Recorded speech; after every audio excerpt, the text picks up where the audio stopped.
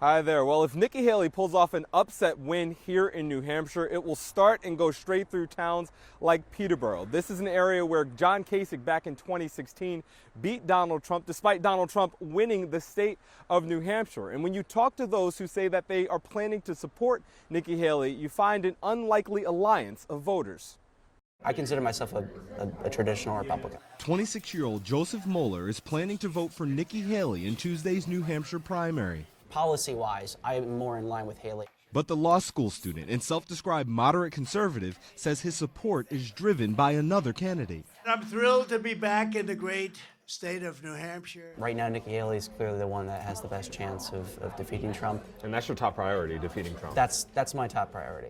The polling since Donald Trump's historic win in Iowa shows the former president leading by double digits in New Hampshire, but facing a tougher challenge from his former UN ambassador. I voted for him twice, and I was just humiliated when I saw that the guy I voted for, the way he handled himself after he lost. We need a new generation of conservative leadership. Moeller is a key part of the coalition of voters Haley has been trying to build, from conservatives open to a new party leader and anti-Trump Republicans, to undeclared or independent voters who in New Hampshire are legally allowed to participate in the Republican primary.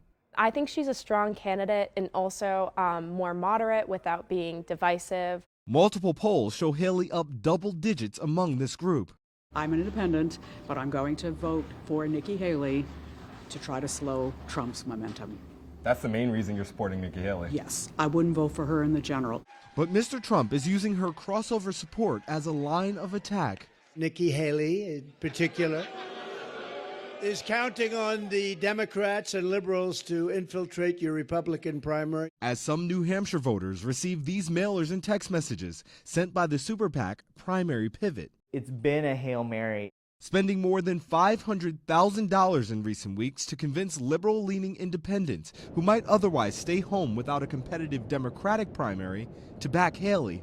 Donald Trump is a threat to democracy. The only way you can stop him is by voting for Nikki Haley, as much as you might disagree with her. Trump's opponents seeing New Hampshire as their first last stand and joining Haley's biggest supporters in the uphill battle. If they do it and they vote for Nikki Haley, they're voting for a candidate that Joe Biden is more likely to lose to.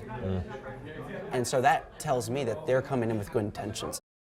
Now, the Secretary of State's office says fewer than 4,000 Democratic voters changed their party affiliation before that October deadline. While that is a relatively small number of voters, if you look back at 2016, it would make the difference between a fifth-place finish and a third-place finish. So it could have an impact if those margins are tight. Back to you.